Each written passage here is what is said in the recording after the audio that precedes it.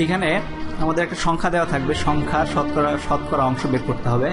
সংখ্যার শতকরা অংশ বের করতে হলে যেটা করতে হবে, যেমন 100 এর 5% কত?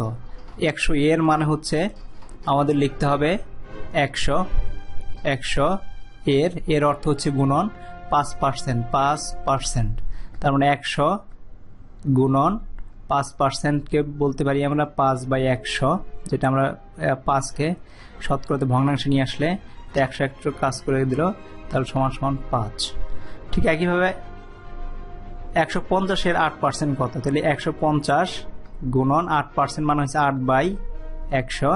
তো এটা দিয়ে কাটাকাটি করলে 50 দিয়ে কাটলে যাবে 3 বার, এটা যাবে 2 বার, 2 দিয়ে 8 দিয়ে কাটলে 4 বার, সমান হইতেছে 12।